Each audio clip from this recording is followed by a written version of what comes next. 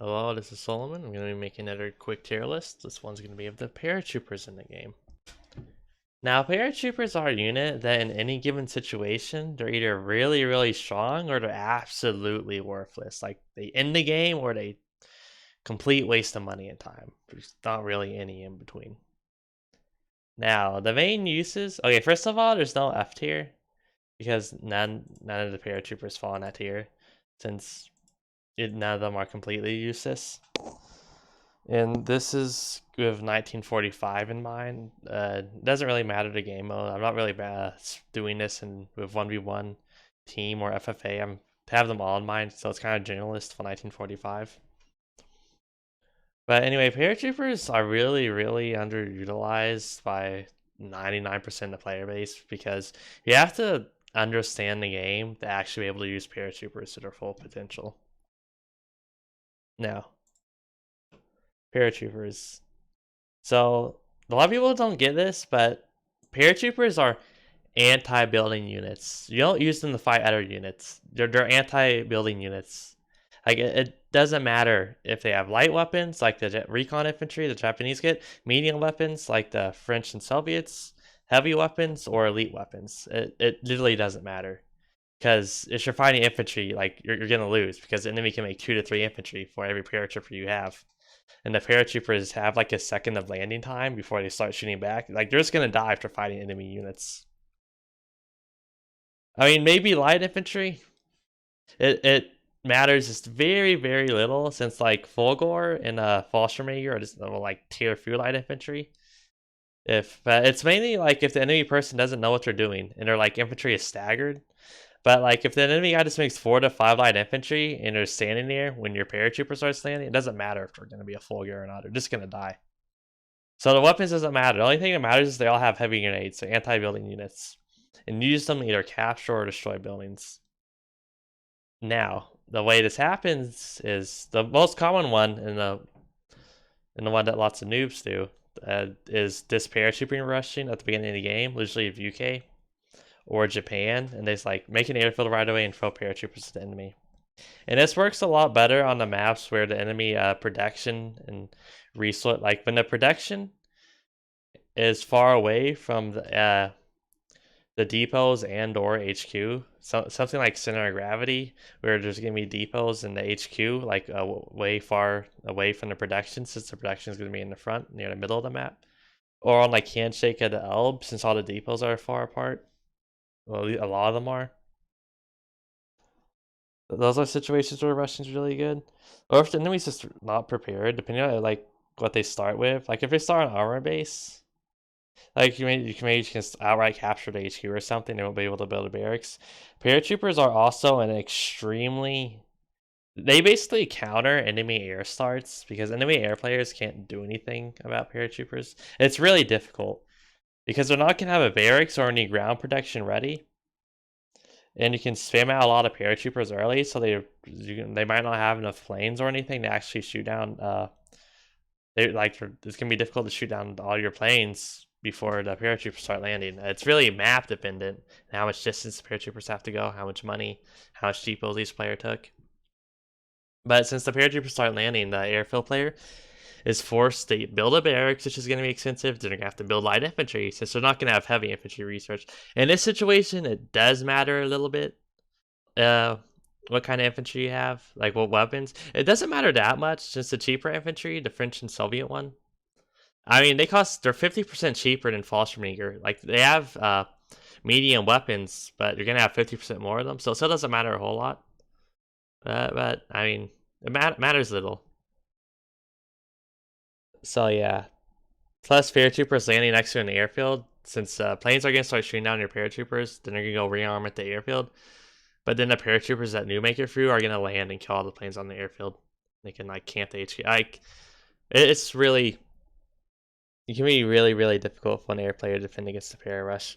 So they're not going to have AA or heavy infantry or any sort of ground unit defend against it.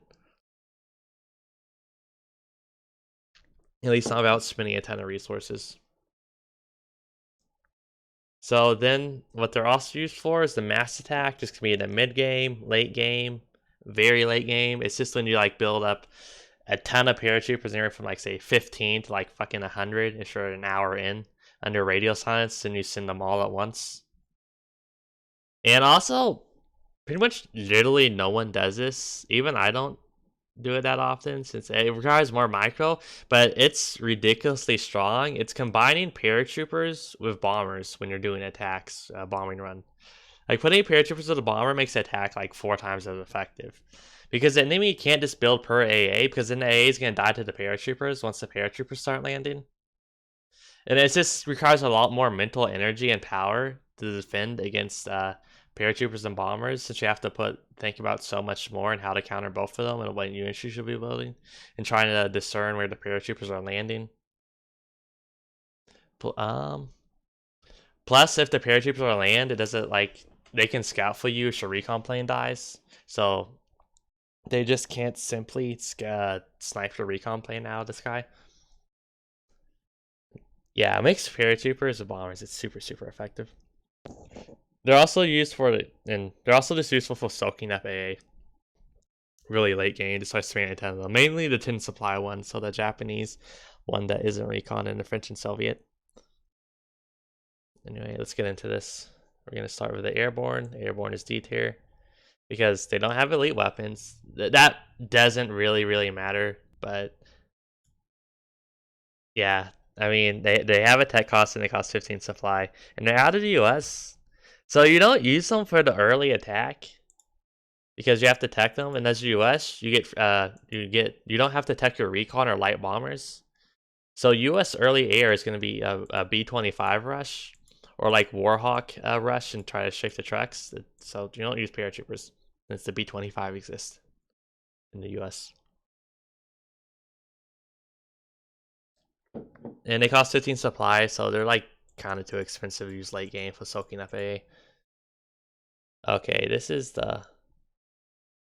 Like, which one is this? Wait. This is Conky. This is definitely the airborne. A Japanese recon, paratroopers, Japanese normal infantry, full gore. Oh, this is the Fallschirmjäger. Okay, so this is the French one. I'm gonna put them at... We're gonna go with D tier. Okay, this and Conky and both chassis repairs are both this Soviet and French paratroopers that both go B tier. So while you do have to research them, the thing is they cost... Okay, let me also throw Japanese and supply one up here, since all these guys require research. So you don't really see them for the early rush. If you're being really cheesy, you do like paratrooper radio silence your airfield as the faction, spam them out. Or even not even just camel, just go to airfield and spam them out. Like I've done, one of my pocket picks is doing Soviet paratrooper rush on handshake over the Elbe, and I just do double blitz since all the depots are so far apart. But anyway, so all these paratroopers, they're pretty decent because they only cost 10 supply, so I can mask them up, so I can get really big blobs mid and late game. That can again, they're anti-building units, and they have more, like 50% more HP, since you get 50% more of them than the 15 supply one. So you can soak up a lot more AA, a lot more of them are gonna land if you do some sort of a mass attack. Then you can capture all the buildings and whatnot. So yeah, I'm tempted to put them in A tier since I love using them so much, but that's just me. Again, all the paratroopers, it's kind of hard to rank them as a whole because either if you're doing a paratrooper attack, it's gonna work and like capture the HQ in the barracks and you just destroy the enemy, or it doesn't work and it's just a waste of money. Like there's no in between. Fallschirmjäger, I'm gonna put in. I'm gonna put them in C tier. The thing is, it's Germany, so they have a quick tech, so you can still kind of rush these guys. Like tech time doesn't matter that much. And when you need paratroopers, like if you need them to capture a neutral base of someone who just surrendered or something, you can get them out quicker than other tech paratroopers. But it costs 15 supplies, so it's much more difficult to mass them. Since the most important stats we're looking for is the amount of how many paratroopers we have to soak up AA damage and get to the land to the ground. Fulgor are gonna go to... Okay, Fulgor go to D tier along with the airborne because Fulgor Like, they take too long to research. Again, paratroopers are all about timing attacks. So, you definitely can't rush a Fulgor since it's going to take 75 seconds to research them. And it messes up, like, Italy tempo early. It's just really difficult. Like, because you're trying to use an air advantage. Like, you just want to get the bombers as Italy. Like, you don't have the time. Like, because the more time you spend tacking, the less time you spend building fighters. So 75 seconds for paratroopers, then 75 seconds for bombers, and maybe another 75 seconds for the fighter bomber. Like, it's just way too much time. Like, time is, like, you're not going to make, if you're not making fighters, you're going to be losing air superiority. So early game, that's really important. So you just make bombers if you're trying to do bomb something or get some more sort of advantage of air superiority. So, I mean, the airborne and Fulgur are still useful when there are gaps, and you can try to sneak some paratroopers through radial silence or something. Like, if you still land one on the HQ, like, yeah, still gonna do tons of damage, but like the tech time's just too long. Like, that's interesting these two because these three. This one has these are, it's much easier to get a timing of these due to how quick they tech. And we're mainly thinking about the early game here. But all these cost 15 supply, so you get a lot less of them. So you can't really do the mass attacks later nearly as well as these three. Paratroopers are gonna go to. They're gonna go at C tier since they don't have a tech time at all.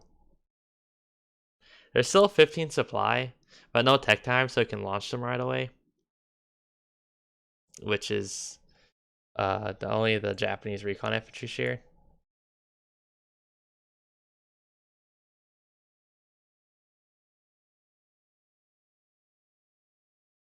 I'm just trying to think if I want to put these at A or S tier.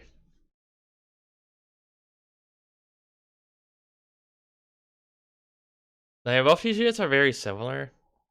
They're both 15 supply. Actually, I'll go ahead and put these guys at A tier. No, because these guys are basically, they're a lot better. Okay, I'm gonna put them both at B tier. Since they both come out right away and they both have heavy grenades, which fills their primary purpose of killing buildings, and they both can fuck up enemy air players. And they're good for rushes, but they cost 15 supply, so they're not nearly as good as the 10 supply paratroopers for mass attacks later game. But Japan just has their 10 supply paratroopers anyway that you can use. Now, these guys do get the heavy weapons, so they can fight off or the light infantry that the enemy might have easier, or hold their own against one or two heavy infantry. But these guys are just gonna die to anything since they have light weapons. No, they have handguns actually, so which do like effectively 0 damage. So the Japanese recon infantry just die to anything, and they don't have a bazooka either, so they can't even get an ambush on the tank. I mean, they have a satchel charge, but like you can dodge satchel charges. On the other hand, though, they are recon, so that gives them some slight utility if you want to put them down somewhere for a recon. But yeah, that's going to be the tier list.